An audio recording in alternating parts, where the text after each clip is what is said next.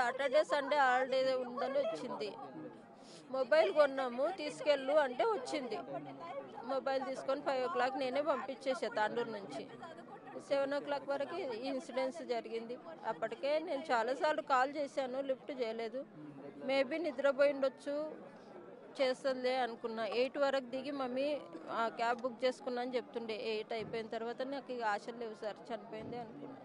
ఎట్లున్నా చేసేది నా పాప. వెళ్ళేటప్పుడు ఏం మాట్లాడింది మీతో? బాయ్ మమ్మీ, నేను బస్ వచ్చింది ఎక్కినా అన్నది సార్, అంతే. వెళ్ళేటప్పుడు మీతో ఏమైనా చెప్పిందా కాలేజీకి? చెప్పలేదు సార్. నేను ఏదో స్పోర్ట్స్ ఉన్నాయంటే నిన్ననే వెళ్ళాల్సిందమ్మా, మార్నింగ్ ఎందుకు, నిన్ననే వెళ్ళాల్సిందో. లేదు మమ్మీ పోతాను, నేను 8 వరకు అయితే అక్కడ నుంచి క్యాబ్ బుక్ చేసుకొని గ్రౌండ్కి వెళ్ళిపోతా అని చెప్పింది సార్, అంతే. బస్ ఎక్కిన మమ్మీ అంటే రెగ్యులర్గా ఎక్కినట్టు ఎక్కింది, చెప్తా ఉంటుంది, పోతూ ఉంటుంది అనుకున్నాను సార్. ఇట్లా జరుగుతుందని మేము అనుకోలేదు. రోడ్లు బాగలేవు, డ్రింక్ చేసి డ్రైవింగులు చేస్తారు.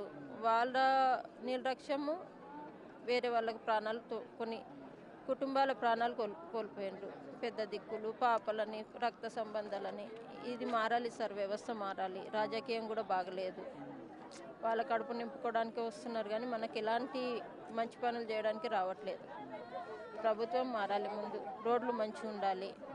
డ్రైవింగ్ టెస్టులు చేయాలి సార్, అలాంటి వాళ్ళని ఆపాలి. మాకు లారీలు వస్తుంటేనే భయం వేస్తుంది. ఈరోజు అలాంటి పరిస్థితి మా కుటుంబానికి ఏర్పడింది. ఇది ఎవరు తీర్చలేని లోటు. ఇలాంటివి ముందు ముందు ఏ ఫ్యామిలీకి జరగకూడదని మేము కోరుకుంటున్నాం సార్. ఎంబీఏ చదువుతుంది అంటున్నారు, ఏం అవుతానని చెప్పింది మీకు? భవిష్యత్తులో ఏం చేద్దామనుకున్నారు సార్? అగ్రికల్చర్ బీఎస్సీ చేసింది, దాంట్లోనే మేనేజ్మెంట్లో ఏదో కోర్సు చేస్తుంది. మంచిగా ఉంటుందమ్మా, 100% దీంట్లో ప్లేస్మెంట్స్ ఉన్నాయి, జాబ్ కంపల్సరీ వస్తుందని చెప్పింది. 2 years కదా అని. ఫాదర్స్ లేరు సార్ మాకు, మా హస్బెండ్ లేడు, వాళ్ళకు నాన్న లేడు. వాళ్ళ మమ్మీ నేను